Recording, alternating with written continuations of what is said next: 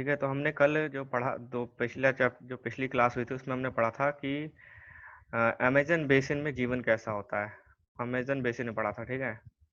Amazon basin का पिछले जो था, पिछली क्लास थी।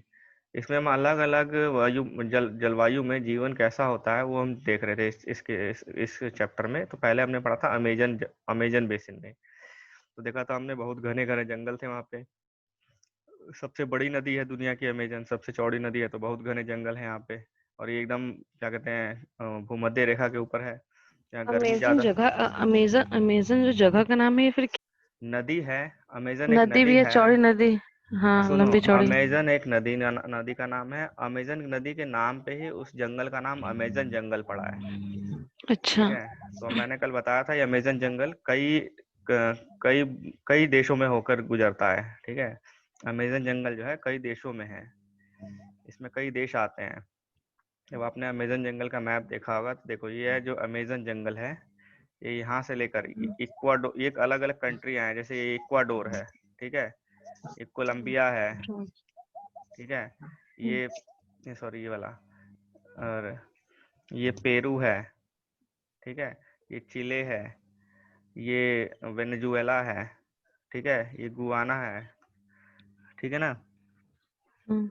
इसके बाद ये ब्राजील है, ये पूरा ब्राजील है, ठीक है। इसके बाद ये देखो, इसमें बोलीविया भी है, ठीक है। तो दक्षिण अमेरिका तो। ये पूरा दक्षिण अमेरिका है, ठीक है। साउथ अमेरिका है। साउथ अमेरिका में ये कौन सी रेखा है, भूमध्य रेखा है, 0 डिग्री वाली। इस 0 डिग्री पे एक नदी है, इस नदी का नाम अमेजन नदी है। इसमें कई नदियां आके मिलती है जो अलग अलग देशों से आ रही हैं।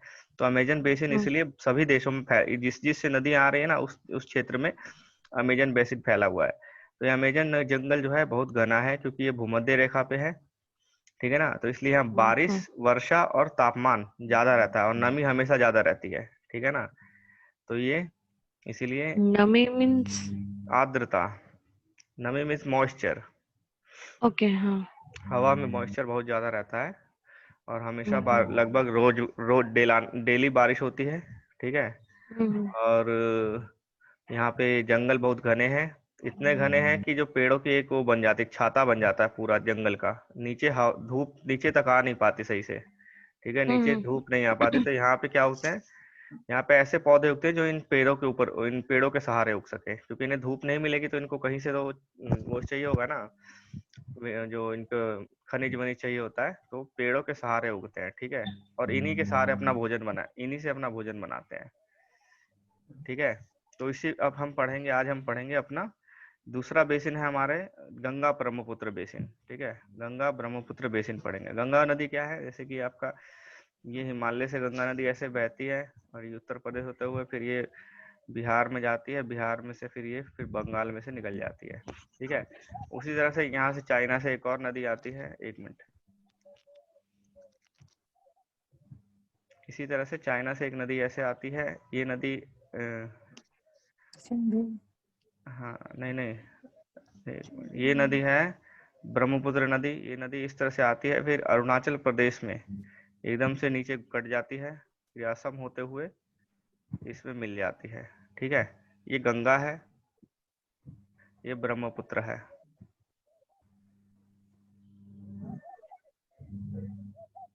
ठीक है, ब्रह्मपुत्र है। इसका जो यहाँ डेल्टा बनता है, इसको बोलते हैं सुंदरबन डेल्टा, ठीक है।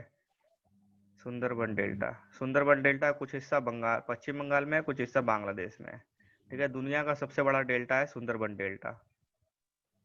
नीरज भी आ गया शायद, ठीक है, सुंदरबन डेल्टा।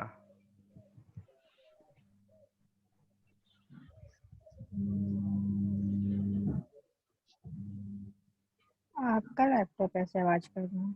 नहीं, ठीक है। तो सुंदरबन डेल्टा बनता है। गंगा और ब्रह्मपुत्र की सहायक नदियां मिलकर भारतीय उपमहाद्वीप में गंगा ब्रह्मपुत्र बेसिन बनाती हैं। बेसिन क्या होता है, पूरा जल क्षेत्र होता है। जैसे एक नदी जा रही है ना, तो इसका ये बेसिन हो गया, ठीक है। लेकिन अगर इसमें एक नदी, सहायक नदी यहाँ से आई, मान लीजिए मुख्य नदी ये है, ये सहायक नदी है, तो इसका एरिया भी इसी के बेसिन में आ जाएगा। मान लीजिए ये आपका यूपी से जा रही है, उत्तर उत्तर क्या कहते हैं, मध्य प्रदेश से कोई नदी आ रही है, तो ये भी इसके बेसिन में आ जाएगी। ठीक है, ये गंगा के ही बेसिन में आ जाएगी। तो गंगा का बेसिन कई जिस प्रदेश से गंगा निकलती है वो तो होता ही है, और कई और प्रदेश है जहाँ से गंगा नहीं निकलती, वो भी गंगा के बेसिन में आते हैं। जैसे कि मध्य प्रदेश है, मध्य प्रदेश से सोन नदी आती है। ठीक है, सोन नदी आती है ना, तो वो भी उसी के बेसिन में आ जाता है, गंगा के बेसिन में ही आता है।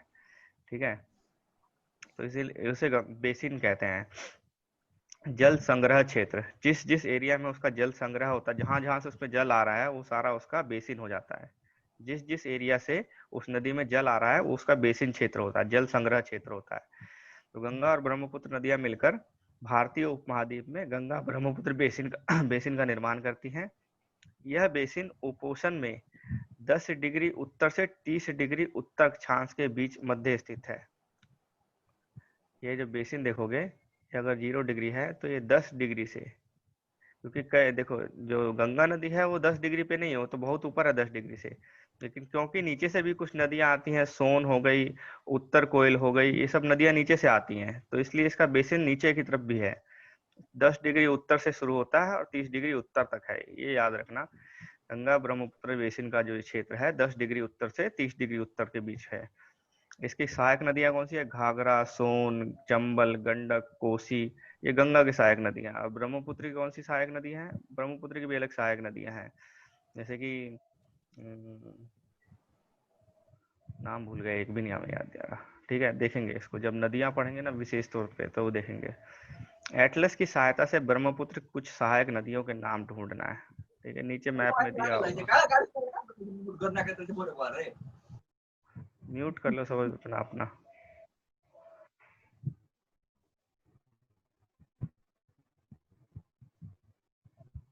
ठीक है,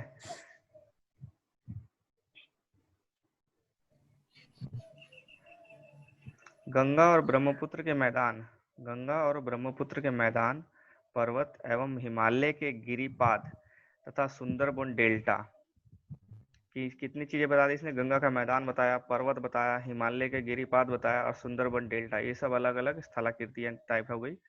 इस बेसिन की मुख्य विशेषता हो गई, मुख्य विशेषताएं हैं।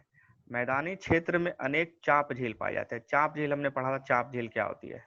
चाप झील को कोई बताया कैसे बनती है चाप झील?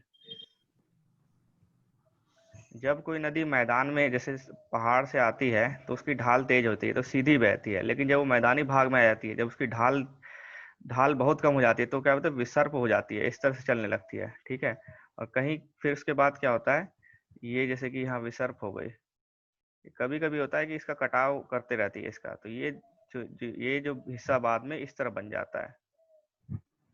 ठीक है, फिर धीरे धीरे कट जाता है, नदी सीधी हो जाएगी और यहाँ पे ये झील बन जाएगी। ठीक है, इसी को चाप झील कहते हैं। नदी यहाँ से कट जाएगी, सीधी हो जाएगी फिर से, और ये झील बन जाएगी, इसे बोलते हैं हम चाप झील। तो ये कहाँ बनती है, कब बनती है? जब नदी अपने आखिरी स्टेज में पहुंच जाती है। प्रथम स्टेज हो गया, जब नदी पहाड़ से गिर रही है तो पहला स्टेज हो गया, फिर नदी सीधी हो गई, फिर दूसरा स्टेज हो गया, दूसरे स्टेज में चल रही है। और जब चाप झील कब बनेगी? जब नदी तीसरे स्टेज में आ जाएगी ना, तो जब ढाल बहुत कम हो जाएगी तो चाप झील बनेगी। ठीक है, तो ये भी क्वेश्चन आता है कि चाप झील जो है वो कब बनती है? नदी जब पहले स्टेज में होती है, दूसरे में या तीसरे में, इस तरह से पूछा जाता है। तो नदी जब बूढ़ी हो जाती है ना, बूढ़ी का मतलब ओल्ड एज का मतलब, देखिए नदी यहाँ पे भी यंग एज में है, ठीक है, ये मीडियम एज में आ गए, फिर नदी अब ओल्ड एज में आ गई, और फिर यहाँ पे डेल्टा बन गया, तो ये ओल्ड एज का हिस्सा है। ठीक है, तो इसमें बनता है चाप झील। ठीक है, तो कई चाप झील बनती है इस मैदान में, कई चाप झील बनती है। यहाँ की जलवायु मुख्यतः मानसूनी है। जो गंगा ब्रह्मपुत्र की जो क्षेत्र है उसकी जलवायु मुख्यतः मानसूनी है। मानसून कैसे आता है भारत में? किन हवाओं से? दक्षिण पश्चिम हवाओं से आता है, याद रखना, दक्षिण पश्चिम। ये क्वेश्चन में सबने गलत कर दिया। दक्षिण पश्चिम जो हवाएं होती है वो मानसून लाती हैं। ये कब होता है? जून से सितंबर में। ठीक है, जून से सितंबर, 1 जून को यहाँ आएगा, फिर धीरे धीरे जैसे टाइम बढ़ता जाएगा आगे आता चल जाता है। ठीक है, मध्य जून फिर से से, बताते हैं ना, क्या चीज? एक बार फिर से रिपीट कर दीजिए। जो भारत है इसमें मानसून जो आता है, मानसून किन किन पवनों की वजह से आता है? जो पवनें दक्षिण पश्चिम से आ रही हैं। दक्षिण मतलब नीचे के, ये देखो, ये दक्षिण हो गया और ये पश्चिम होगा, तो जो पवनें इधर से आएंगी दक्षिण पश्चिम से हो गई। तो जो पवनें दक्षिण पश्चिम से आती हैं वो समुद्र से नमी लेके आती हैं, समुद्र के मॉइस्चर, समुद्र का जो पानी जो मॉइस्चर होता है वो लेके आती हैं और यहाँ बारिश करती है। ठीक है, तो मानसून किससे आता है हमारे देश में? दक्षिण पश्चिम हवाओं से। और ये लगभग कब से शुरू होता है? यहाँ केरला में लगभग 1 तारीख से शुरू हो जाता है, और हमारे गंगा ब्रह्मपुत्र बेसिन में आते आते इसको 15 तारीख हो जाता है, लगभग 15 जून, यानी मध्य जून से शुरू होता है। हमारे जो गंगा ब्रह्मपुत्र बेसिन है वहाँ मध्य जून से, मानसून में मध्य जून से मध्य सितंबर तक के बीच वर्षा होती है। ग्रीष्म ऋतु में गर्मी और शीत ऋतु में ठंड पड़ती है। यहाँ गर्मियों में, ग्रीष्म ऋतु में बहुत गर्मी पड़ती है और शीत ऋतु में बहुत ठंड पड़ती है। भारत का मानचित्र देखिए और उन राज्यों के नाम बताएं जहां गंगा ब्रह्मपुत्र बेसिन है। अगर आप ये देखोगे, मैप देखोगे, तो इसमें बताना हो कि आपको गंगा ब्रह्मपुत्र का कौन कौन से राज्य हैं जहाँ गंगा ब्रह्मपुत्र का बेसिन है। ठीक है, देखो उत्तराखंड है ये, फिर यूपी है, हरियाणा है, ठीक है, फिर इसके बाद राजस्थान भी है। राजस्थान से भी कुछ, जैसे चंबल जो नदी है, चंबल राजस्थान से आती है और यमुना में मिलती है, और यमुना बाद में गंगा मिल जाती है, तो ये भी इसका हिस्सा हुआ। तो पूछ सकते हैं गंगा बेसिन में कौन कौन से राज्य आते हैं? गंगा बेसिन में, गंगा बेसिन के राज्य कौन कौन से हैं? तो ये आपको याद करने पड़ेंगे। ब्रह्मपुत्र के अलग याद करना, गंगा के अलग याद करना, और जब दोनों इकट्ठे पूछा जाए तो आप मिला सकते हो। ठीक है, गंगा ब्रह्मपुत्र, गंगा नदी में कैसे होगा? उत्तराखंड हो गया, हरियाणा, राजस्थान, मध्य प्रदेश। देखिए मध्य प्रदेश से कुछ नदियां हैं जो चंबल में मिलती हैं, ठीक है, और कुछ नदियां सीधा यमुना में मिलती है, जैसे केन और क्या बोलते हैं, केन हो गया, बेतवा हो गया, ये नदियां सीधा मध्य प्रदेश से यहाँ गंगा नदी मिल जाती है, यमुना में मिलती है, और यमुना गंगा में मिलती है, सॉरी। फिर ये देखो, ये आपका सोन नदी है, ठीक है, और ये आपका छत्तीसगढ़ भी इसमें आता है, क्योंकि सोन नदी कुछ सहायक नदी है छत्तीसगढ़ से आती है, तो छत्तीसगढ़ भी आ गया। ठीक है, ये मध्य प्रदेश हो गया, ये राजस्थान हो गया, हरियाणा हो गया, हरियाणा से भी यमुना निकलती है, हरियाणा से भी यमुना गुजरती है, निकलती नहीं गुजरती है। यूपी तो है, ये है, यूपी तो सब में ही है। फिर देखो ये क्या है? झारखंड है, झारखंड में देखिए यहाँ से ये बेसिन क्षेत्र है इसका, झारखंड में, क्योंकि गंगा एक बार झारखंड में एंटर करती है बॉर्डर पे, ये गंगा झारखंड और बिहार के एक बार बॉर्डर पे एंटर करती है। बिहार तो पूरा हो गई होगा, ठीक है, फिर पश्चिम बंगाल हो गया। तो देखो कितनी सारी इसमें आ गई, हरियाणा, उत्तराखंड, राजस्थान, मध्य प्रदेश, छत्तीसगढ़, झारखंड, वेस्ट बंगाल, बिहार, यूपी और उत्तराखंड। उसी तरह आप ब्रह्मपुत्र का देखोगे अलग से, तो ब्रह्मपुत्र का आप देखोगे तो इसमें भी कौन कौन से राज्य आते हैं। ये आ गया आपका कौन सा? अरुणाचल प्रदेश, असम, मेघालय, बस असम मेघालय तक है, बंगाल में नहीं है इसका। ठीक है, तो ये इसका बेसिन क्षेत्र है। ठीक है, ये इसका बेसिन क्षेत्र है। जो जो नदियां इस, ये हाँ, ब्रह्मपुत्र का है ना? ये ब्रह्मपुत्र है। ये देखो नदी यहाँ से ब्रह्मपुत्र निकली है कैलाश के पास से, और ये नदी हाँ, यहाँ से अंदर गिर जाती है, बहुत डीप अंदर वो बनाती है और नीचे गिर जाती है। ज्यादा ये स्टेट से नहीं गुजरती ना? नहीं, ब्रह्मपुत्र ज्यादा स्टेट से नहीं गुजरती, क्योंकि भारत में इसकी असम। लंबाई कम है। असम, अरुणाचल हाँ, प्रदेश, मेघालय, ठीक है, असम और मेघालय में भी नहीं है, देखो मेघालय में भी। लेकिन अगर आप देखोगे इसकी सहायक नदियां ना, तो इसकी सहायक नदियां बहुत जगह से आती है, नागालैंड से भी है और मणिपुर से भी है। ठीक है, तो उसकी इसमें मैप में नहीं दिया गया है, तो आप जब ब्रह्मपुत्र का अलग से पढ़ोगे तो इसकी हाँ, बहुत तो सारी, सहायक नदी निकल के मिलती होगी ना? ऐसे ब्रह्मपुत्र पूछेगा ब्रह्मपुत्र का स्टेट तो फिर नहीं, ये हाँ, और तो स्टेट नहीं गंगा के होगा? स्टेट देखिए, गंगा का स्टेट और गंगा बेसिन का स्टेट दोनों अलग अलग वर्ड हैं। ठीक है, आप इस पे ध्यान दीजिए। गंगा किस स्टेट से गुजरती है तो ये राजस्थान नहीं आएगा। गंगा राजस्थान में कब जाती है? कभी नहीं जाती। लेकिन जब पूछेगा नहीं, ये गंगा, तो सहायक नदी। हाँ, जब गए गंगा बेसिन कौन कौन सा राज्य आते हैं, गंगा बेसिन में कौन कौन से राज्य आते हैं, उसमें राजस्थान आएगा। बेसिन मतलब जल संग्रह क्षेत्र, कहाँ कहाँ से गंगा में हाँ, जल आ रहा है, किस किस राज्य से गंगा हाँ, में जल आ रहा है, तो गंगा बेसिन हो गया। तो वैसे ही ब्रह्मपुत्र का अगर खाली ब्रह्मपुत्र का अगर स्टेट देखोगे तो दो ही स्टेट है, ठीक है, अरुणाचल प्रदेश अच्छा, और असम। लेकिन अगर ब्रह्मपुत्र बेसिन देखोगे तो ब्रह्मपुत्र बेसिन में नहीं है, ब्रह्मपुत्र बेसिन में बहुत सारे स्टेट है।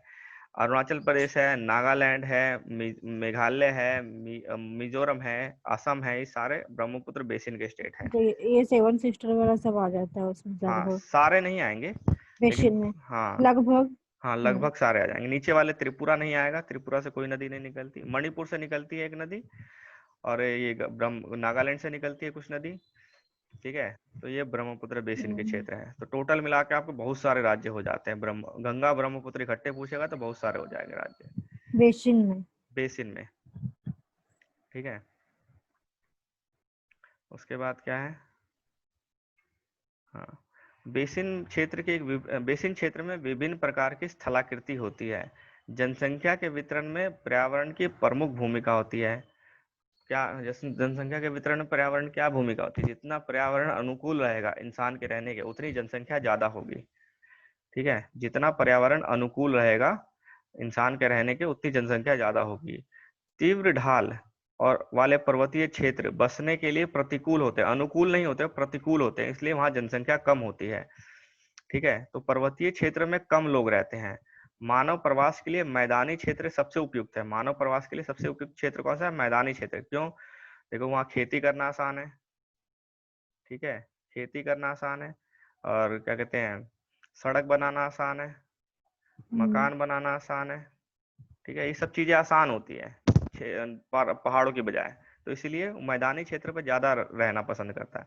अतः मैदानी क्षेत्र का जनसंख्या घनत्व क्या है? सबसे ज्यादा है। भारत में सबसे ज्यादा जनसंख्या घनत्व किसका है भारत मैदानी में? क्षेत्र। राज्य का नाम बताना है तो ये बिहार का है। बिहार का जनसंख्या घनत्व सबसे ज्यादा है। उससे पहले क्या है? बंगाल का है। यार दीपा क्लास में नहीं आएगी। चलो कोई नहीं, ठीक हाँ। है। बिहार का जनसंख्या क्या कितना जनसंख्या घनत्व सबसे ज्यादा बिहार का है? 1102, ठीक है। जिन स्थानों पर फसल उगाने के लिए समतल भूमि उपलब्ध हो, वहां लोगों का मुख्य व्यवसाय कृषि होता है। धान यहाँ की मुख्य फसल है। क्योंकि धान की खेती के लिए पर्याप्त जल की आवश्यकता होती है, यह उसी क्षेत्र में उगाया जाता है जहाँ अधिक वर्षा होती है। लेकिन धीरे धीरे ये चीज मतलब का, बिहार, धान बिहार का है? हाँ बिहार का धान, बताया? हाँ मैदानी क्षेत्र की बात कर रहा हूँ। अच्छा, जो भी मैदानी क्षेत्र है। हाँ जो भी मैदानी क्षेत्र है वहाँ की बात कर रहे हैं। और यहाँ इस ब्रह्मपुत्र और गंगा बेसिन में उगाई जाने वाली मुख्य फसलें कौन सी है? गेहूं, मक्का, ज्वार, चना, बाजरा, गन्ना, जूट आदि नगदी फसलें भी उगाई जाती है। नगदी फसलें हैं, ठीक है। गन्ना और जूट क्या है? नगदी फसलें हैं। मैदान के कुछ क्षेत्रों में केले के बागान भी देखे जा सकते हैं। पश्चिम बंगाल और असम में चाय के बागान भी हैं। बिहार और असम के कुछ भागों में सिल्क के कीड़े का पाला जाता है। सिल्क का जो कीड़ा होता है ना, उसका भी उत्पादन किया जाता है, सिल्क का उत्पादन किया जाता है, ठीक है। मंद ढलान वाले पर्वतों और पहाड़ियों पर वेदिकाओं में फसलें उगाई जाती हैं। वेदिकाएं मतलब कि ऐसे काट काट के जो बनाते हैं ना ढलान को, उससे फसलें उगाई जाती हैं। विभिन्न भू आकृतियों के अनुसार वनस्पति में भी विभिन्नता आती है। जैसी भू आकृति होगी वैसी वनस्पति होगी। अगर मान लीजिए मैदानी क्षेत्र है और जल अच्छा है वहां पे, तो धान की खेती होगी और पेड़ पौधे होंगे वो अच्छे खासे उगेंगे। जो त्रिव ढाल वाले होंगे उस पे क्या होंगे? पेड़ दूर दूर होंगे और सीधे सीधे खड़े होंगे। तो गंगा ब्रह्मपुत्र के मैदान में सागवान सागवान, साखू, पीपल के साथ उष्णकटिबंधीय पर्णपाती पेड़ भी पाए जाते हैं, ठीक है। उष्णकटिबंधीय पर्णपाती पेड़ भी पाए जाते हैं। ब्रह्मपुत्र के मैदानों में घने बांस के घने झुरमुट पाए जाते हैं, और डेल्टा क्षेत्रों में मैंग्रोव वनों का घेरा होता है। मैंग्रोव, ठीक है। मैंग्रोव क्या होता है? कटीली एकदम झाड़ी जैसा होता है, जो आपका दल की जो समुद्र और नदी के किनारे मुहाने पर डेल्टा क्षेत्र में जो दलदल क्षेत्र बन जाता है ना, उसपे कटीले कटीले एकदम पौधे उगते हैं, ठीक है। इन्हें बोलते हैं मैंग्रोव्स, ठीक है, इनको मैंग्रोव बोलते हैं। फिर इसमें कौन कौन से और त्रिव ढाल वाले भागों में कौन से पेड़ होते हैं? चीड़, देवदार जैसे शंकुधारी पेड़ पाए जाते हैं। ये आपका गंगा ब्रह्मपुत्र बेसिन हो गया। और यहाँ पे फिर जानवरों को दिखाया गया है। जानवरों में कुछ याद करने वाली चीजें कौन सी है? बेसिन में वन्य विविध प्रकार के वन्य जीव होते हैं। हाथी, बाघ, हिरण, ये सब है। एक सींग वाला गेंडा, एक सींग वाला गेंडा जो है ये सबसे ज्यादा। जानवर और पेड़ों का नाम याद करना होगा। जानवर का नाम, पेड़ों का नाम देखिए आप पीपल, आम तो याद नहीं करोगे, ठीक है। तो जैसे याद करना शंकुधारी वृक्ष कौन से हैं, तो आप उसको याद करना पड़ेगा। ऐसा नहीं कि एकदम लाइन टू लाइन सब याद करना है, ठीक है। अब जो बोलेगा कि यहाँ पीपल का पेड़ पाया जाता है, आम का पेड़ पाया जाता है, ये याद करने वाली चीज नहीं है, ठीक है। तो यहाँ और जानवर कौन ये कौन से है एक सींग वाला गंडा। हाँ, जैसे अब हाथी बाघ तो याद नहीं करोगे ना, ये तो मिलता ही मिलता है। हाँ। एक सींग वाला गेंडा क्या है, ब्रह्मपुत्र के मैदान में पाया जाता है। दुनिया में सबसे ज्यादा गेंडा एक सींग वाला कहाँ पाया जाता है, भारत में। अब भारत में कहाँ पे, ब्रह्मपुत्र के मैदानों में। डेल्टा क्षेत्र में बंगाल टाइगर, सुंदरबन डेल्टा जो है वहाँ बंगाल टाइगर, मगर और घड़ियाल पाए जाते हैं। नदी के साफ जल, अब जो मैं हाईलाइट कर रहा हूं ना उसको, उसी को याद करना हाँ। चाह रहा था, ठीक है। नदी के साफ हाँ। जल, झील और बंगाली खाड़ी में प्रचुर मात्रा में जलीय जीव पाए जाते हैं। रोहू, कतला, हिल्सा मछलियां लोकप्रिय प्रजातियां हैं, ठीक है। मछली और चावल इस क्षेत्र में रहने वाले लोगों का मुख्य आहार है। अब ये तो याद करने की जरूरत नहीं है कि मछली खाते हैं लोग कि नहीं खाते हैं, ठीक है। उसके बाद क्या है, देखो वेदिका क्या होती है। वेदिका जब पढ़ा कि पहाड़ों पर वेदिकाओं में खेती होती है, वेदिका क्या होती है। वेदिकाओं का निर्माण खड़ी ढालों पर समतल सतह बनाकर कृषि कर, जैसे पहाड़ की ढाल खड़ी है, ठीक है, तो क्या करते हैं, इस पे समतल ऐसे काट के ना समतल बना देते हैं इसको। जैसे ये बनाया गया ना, इसमें मैप में देखो, इसमें डायग्राम में देखो, तो ये जब ये समतल बना दिया गया ना इसको, ऊपर कुछ हिस्सा समतल हाँ बना गया, फिर समतल ढाल रहेगा है। लेकिन ढलान तो रहेगा ही। हाँ, तो उस पे समतल सतह बनाकर कृषि करने के लिए होता है। ढलान को इसलिए हटाया जाता है कि जल प्रवाह तीव्र ना हो। ढलान को हटा देंगे ना, इस पे ऐसा कर देगा कि समतल हो जाता है, फिर ढलान होगा, फिर समतल होगा, फिर ढलान होगा, फिर समतल होगा, तो इस तरह से बनाया जाता है। इसको वेदिकाएं बोलते हैं। पहाड़ों पर इसी में खेती होती है, ठीक है। अब देखो, गंगा ब्रह्मपुत्र नदी के अलवण जल में, अलवण मतलब साफ जल जिसमें नमक नहीं है, लवण कम है या नहीं के बराबर है, ठीक है। अलवण जल में एक प्रकार की डॉल्फिन पाई जाती है। डॉल्फिन होती है, मछली का एक प्रकार है, डॉल्फिन पाई जाती है, जिसे स्थानीय भाषा में सुसु कहा जाता है, क्योंकि आवाज इस तरह से निकालती है। या फिर इसको क्या कहा जाता है, अंधी होती है। ये डॉल्फिन अंधी होती है सारी की सारी, आवाज की सहायता से चलती सिर्फ ये, ठीक है। सुसु की उपस्थिति से जल की शुद्धता का पता चलता है। जहां मछली, डॉल्फिन मछली जिस जल में ज्यादा होगी ना, वो समझ लिया कि शुद्ध जल है, मतलब वो साफ पानी है। लेकिन जब रसायन ज्यादा मिल जाता है, रसायन की अत्यधिक मात्रा वाले गैर उपचारित औद्योगिक एवं शहरी गंदगी इन प्रजातियों को नष्ट कर रहे हैं, ठीक है। इन प्रजातियों को देखिए, दिक्कत क्या होती है कि पहले तो ये तो पहले से अंधी है, ठीक है, ऐसे दिखाई नहीं देता। अब ये करते हैं, जो आवाज ये छोड़ते हैं फिर वो टकरा के आती है, उसी सहारे इन्हें पता लगता है कि सामने क्या चीज है।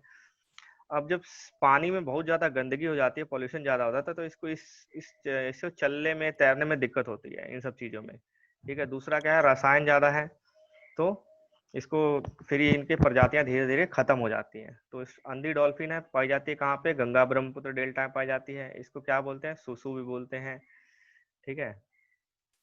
इसके बाद और कुछ इसमें पढ़ने लायक नहीं है।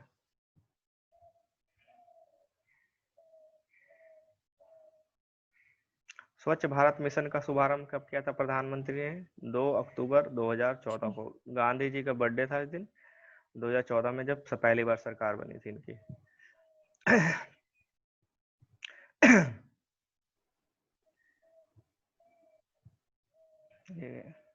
गंगा ब्रह्मपुत्र के मैदानों में कई बड़े कस्बे और शहर स्थित हैं। इलाहाबाद, कानपुर, बनारस, लखनऊ, पटना ऐसे शहर हैं जिनकी आबादी 10 लाख से भी ज्यादा है। और इन शहरों और यहाँ स्थित उद्योगों का गंदा पानी गंगा नदी में बह जाता है, जिससे नदी प्रदूषित होती है। बेसिन में यातायात का सुविकसित तंत्र उपस्थित है। यातायात मतलब नदी के थ्रू, जो जल मार्ग के थ्रू यातायात होता है उसका बात कर रहा है। नदी में यातायात का सुविकसित, सुविकसित यानी बहुत अच्छे से पहले से ही विकसित तंत्र उपस्थित है। आप देख सकते हैं कि गंगा ब्रह्मपुत्र बेसिन में यातायात के 4 मार्ग सुविकसित हैं। मैदानी इलाकों के लोग सड़क मार्ग और रेल मार्ग द्वारा एक स्थान से दूसरे स्थान तक जाते हैं। नदी के तटीय क्षेत्रों में जल मार्ग का यातायात का प्रभावशाली माध्यम है। कोलकाता हुगली नदी पर एक महत्वपूर्ण पतन है, पतन मतलब पोर्ट। मैदानी क्षेत्र में कई बड़े हवाई पतन भी, हवाई पतन मतलब एयरपोर्ट। गंगा नदी के संरक्षण के लिए कौन सा प्रोग्राम स्टार्ट किया गया था, नमामि गंगे, ठीक है।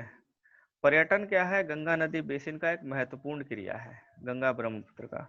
ठीक है, इस आगरा में यमुना के किनारे कौन से ताजमहल है, इलाहाबाद में गंगा और यमुना नदी का संगम होता है, उत्तर प्रदेश का एवं बिहार में बौद्ध स्तूप है, लखनऊ का इमाम बाड़ा, ये सब कौन कौन से हैं, ये आपका घूमने वाले क्षेत्र है, पर्यटन क्षेत्र है। जैसे असम में क्या है, काजीरंगा, देखो ये मैंने इंपॉर्टेंट पे लगा दी, असम में काजीरंगा है, काजीरंगा जंगल है। ठीक है, काजीरंगा में कौन से प्राणी सबसे आपको इंपॉर्टेंट दिखाई देते हैं, कौन से, गेंडा, एक सींग वाला गेंडा। ठीक है, अब देखिए ये सब आप कर लेना है, क्वेश्चन ज्यादा वो मुश्किल नहीं है, चैप्टर में खत्म करना है थोड़ा जल्दी। अब है, जैसे हमने दो बेसिन देखे, जो नदी के बेसिन है दो घने घने, उन पे हमने जीवन देख लिया। पहला जो हमने देखा अमेजन वाला, वो क्या था, वर्षावन था। ठीक है, अमेजन में पूरे साल बारिश होती है। फिर हमने देखा गंगा ब्रह्मपुत्र, ठीक है, ये मानसूनी था। ठीक है ना, ये मानसूनी बेसिन है।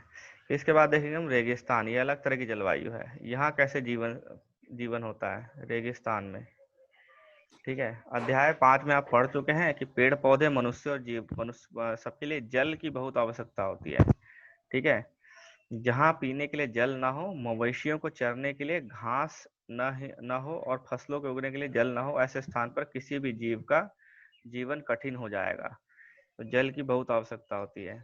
अब हम विश्व के उन स्थानों के बारे में पढ़ेंगे जहाँ लोग अत्यधिक कष्टकारी तापमान में भी जीना सीख चुके हैं। ठीक है, इन क्षेत्रों को क्या बोलते हैं, रेगिस्तानी क्षेत्र होते हैं। रेगिस्तानी क्षेत्र दो तरह के होते हैं, गर्म या ठंडे, तापमान के आधार पर। तापमान के आधार पर गर्म या ठंडे हो सकते हैं। वर्षा बहुत कम, विरल वनस्पति और चरम तापमान होता है। कम वर्षा, विरल यानी बहुत कम वनस्पति, और चरम तापमान मतलब टेम्परेचर बहुत ज्यादा होता है। जहाँ भी थोड़ा बहुत जल उपलब्ध होता है, लोग वहाँ कृषि करने के लिए बस जाते हैं। अब है, पहला रेगिस्तान बता रहा है, सहारा का रेगिस्तान।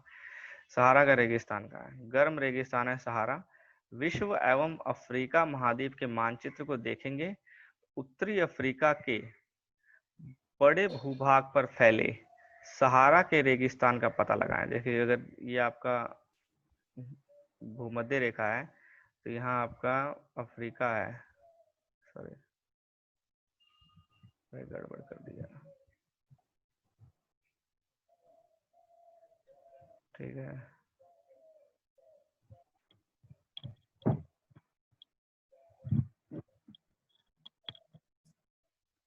ये देखो ये है, ठीक है, तो ये आपका अफ्रीका हो गया, ये अफ्रीका महाद्वीप है। अफ्रीका के उत्तर भाग में अगर देखेंगे, तो ये जो है, ये सहारा रेगिस्तान है। ठीक है, ये सहारा रेगिस्तान है, भूमध्य रेखा के ऊपर है, क्योंकि भूमध्य रेखा पे नहीं हो सकता ना रेगिस्तान, भूमध्य रेखा में बारिश बहुत ज्यादा होती है, रेगिस्तान होने के चांसेस कम होते हैं इस लाइन में। इस लाइन पर कहीं आपको रेगिस्तान मिलेंगे, लेकिन बहुत कम होंगे। ठीक है, बहुत रेयर मिलेंगे, क्योंकि यहाँ बारिश बहुत ज्यादा होती है भूमध्य रेखा पर। तो रेगिस्तान कहाँ ऊपर है उससे सहारा का रेगिस्तान। कुछ रेगिस्तान होंगे वो नीचे मिलेंगे आपको। ठीक है, तो सहारा का रेगिस्तान कौन सा है, उत्तरी अफ्रीका, ये उत्तर में हो गया अफ्रीका के, उत्तरी अफ्रीका। और ये जो पूरे उत्तरी गोलार्ध भी हो गया, एक तरह से उत्तरी गोलार्ध बोल सकते हैं इसको। ठीक है, तो ये हो गया, यह विश्व का सबसे बड़ा रेगिस्तान है, सहारा रेगिस्तान विश्व का सबसे बड़ा रेगिस्तान है। यह लगभग 8.5 लाख वर्ग किलोमीटर फैला हुआ है। क्या आपको याद है, भारत का क्षेत्र, पूरे भारत का क्षेत्रफल 3.2 लाख वर्ग किलोमीटर है, और सहारा रेगिस्तान अकेले 8.5 लाख में फैला हुआ है। मतलब ये रेगिस्तान भारत से 2 गुना से ज्यादा है, लगभग 3 गुना है। ये रेगिस्तान भारत की पूरे क्षेत्र एरिया से 3 गुना है सहारा रेगिस्तान। सहारा रेगिस्तान 11 देशों से घिरा हुआ है। कौन कौन से देश है, अल्जीरिया, चाड, लीबिया, ये सब देश है इसके। मैप में पढ़ोगे तो आपको दिखाई दे जाएगा, आराम से वहां से याद कर सकते हो। रेगिस्तान के बारे में सोचते समय सबसे मस्तिष्क में तुरंत ही रेत का दृश्य होता है, परंतु सहारा मरुस्थल बालू की विशाल परतों से ढका ही नहीं हुआ है, वरन यहाँ बजरी के मैदान और नग्न चट्टाने सतह भी, पठार भी पाए जाते हैं।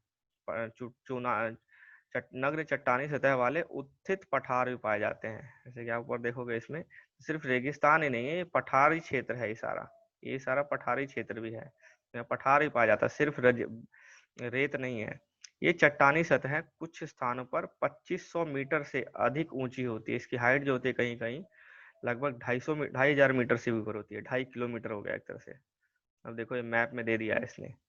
अब आप देखोगे तो ये आपकी भूमध्य रेखा है, ठीक है, ये भूमध्य रेखा है। तो ये आपका कौन सा रेखा है? कर्क रेखा है, ठीक है, ये कर्क रेखा जा रहा है, ठीक है ना, कर्क रेखा से जा रहा है। तो आप जब याद करोगे कर्क रेखा किस किस देश से निकलता है, तो उससे आपको ये भी याद हो जाएगा कि सहारा रेगिस्तान किस किस देश में है, ठीक है ना। जब आप याद करो कर्क रेखा किससे निकलता है, तो उससे आपको ये भी पता लग जाएगा सहारा रेगिस्तान किससे, कुछ को छोड़ के। जैसे सूडान नहीं है कर्क रेखा में, ठीक है, तो आप देखोगे यहाँ पे पश्चिमी सहारा है, मोरक्को में भी थोड़ा सा सहारा रेगिस्तान है, मॉरिटानिया में हमें अल्जीरिया, लीबिया, मिस्र, चाड, नाइजर, माली, ट्यूनीशिया, ये सब सहारा रेगिस्तान है। सहारा रेगिस्तान में देश शेयर करते हैं। दुनिया का सबसे बड़ा रेगिस्तान है। इस रेगिस्तान से होकर एक नदी गुजरती है, लेकिन कौन सी नदी गुजरती थी? हमने पढ़ा था, नील नदी गुजरती है यहाँ से, ठीक है, यहाँ से नील नदी गुजरती है। नील नदी दुनिया की सबसे लंबी नदी है, बड़ी नहीं है, लंबी है नील नदी, ठीक है। आपको ये जानकर आश्चर्य होगा कि आज का सहारा रेगिस्तान एक समय में पहले कभी एक समय में ये पूरी तरह से हरा भरा मैदान था, ठीक है। सहारा की जो गुफाएं हैं उसमें से जो चित्र बने रहते हैं, नदियों के चित्र बने हुए हैं, जो वहाँ लोग पुराने लोग रहते थे प्राचीन काल में, क्या बोलते हैं उसको, बहुत जो पत्थरकालीन युग में, पाषाण कालीन सॉरी, तो उन्होंने गुफाओं में चित्र बनाते थे। जैसे हमारे यहाँ बने हुए चित्र भीमबेटका गुफाओं में, वैसे ही वहाँ पे गुफाओं में चित्र बनाते थे। तो वहाँ चित्र किसके मिले? नदी, मगरमच्छ, हाथी, शेर, जिराफ, जिराफ मिला, शत्रुमुर्ग, भेड़, ये सब के चित्र मिले। तो उनसे पता लगता है कि यहाँ पे अच्छा खासा जलवायु थी और जो था हरा भरा था ये मैदान, ठीक है। लेकिन धीरे धीरे जलवायु में परिवर्तन हुआ और इससे बहुत गर्म और शुष्क प्रदेश में बदल गया, ठीक। इस धीरे धीरे पूरा क्षेत्र रेगिस्तान हो गया एक तरह से, ठीक है। एग्जैक्टली कारण नहीं पता कि किस लिए हुआ, लेकिन जलवायु के बदलने के कारण हुआ है, ठीक है। अब जलवायु देखते हैं, सहारा रेगिस्तान की जलवायु कैसी है। सहारा रेगिस्तान की जलवायु गर्म और शुष्क है। देखो, आर्द्र नहीं है, गर्म और आर्द्र नहीं है, गर्म और शुष्क है। शुष्क मतलब मॉइस्चर नहीं है, हवा में मॉइस्चर नहीं होती, और गर्म है तो फिर बारिश ही नहीं होगी। अगर गर्म और आर्द्र होती तो वर्षा होती, गर्म और शुष्क है, ठीक है, मॉइस्चर नहीं है, शुष्क है तो बारिश नहीं होगी। अत्यधिक ज्यादा गर्म होती है, अत्यधिक गर्म है। यहाँ वर्षा ऋतु अल्पकाल, कल्पकाल मतलब बहुत थोड़े समय के लिए वर्षा ऋतु आती है, बहुत ज्यादा थोड़े समय के लिए आती है। यहाँ आकाश बादल रहित है, बादल नहीं आकाश में, और निर्मल रहता है। यहाँ नमी संचय होने की अपेक्षा तेजी से वाष्पित हो जाती है। क्या होता है जब बादल, कब बनेगा? जब आपका नमी संघनन होगा, संचित होगा, यहाँ कहता है वाष्पित ज्यादा हो जाता है, ठीक है। नमी संचय होने की अपेक्षा तेजी से वाष्पित हो जाती है। दिन अविश्वसनीय रूप से गर्म होते हैं, बहुत ज्यादा गर्म होते हैं दिन। दिन में तापमान 50 डिग्री सेल्सियस के लगभग पहुंच जाता है या उससे ऊपर चला जाता है, ठीक है, जिससे रेत और नग्न चट्टानें अत्यधिक गर्म हो जाती हैं। इनके ताप का विकिरण होने से चारों तरफ सब कुछ गर्म हो जाता है। जैसे कि चट्टान होती है, चट्टान अगर बहुत ज्यादा गर्मी ले लेगी, अवशोषित कर लेगी, फिर ये विकिरित भी करेगी, तो आजू बाजू बहुत ज्यादा गर्मी हो जाती है। रातें अत्यधिक ठंडी होती हैं, रातें अत्यधिक ठंडी होती हैं, और तापमान गिरकर लगभग 0 डिग्री सेल्सियस पहुंच जाता है। मान लीजिए दिन में आप बहुत गर्मी झेल रहे हैं, रात में अचानक इतनी ठंड हो गई कि जमने लायक ठंड हो जाती है। वनस्पति जात और प्राणी जात है। सहारा रेगिस्तान की वनस्पतियों में वो होते हैं पेड़ पौधे जिनको पानी की बहुत कम जरूरत होती है, ठीक है, बहुत, जैसे कि कैक्टस, ठीक है, वो झाड़ी वाला होता है ना, इसमें पेड़ होते हैं नुकीले नुकीले यहाँ निकले होते हैं, नुकीले सुई जैसे निकला होता है। अब इस यहाँ से मैं शुरू करूंगा, 1 मिनट का ब्रेक लेके, खत्म होने वाला है ये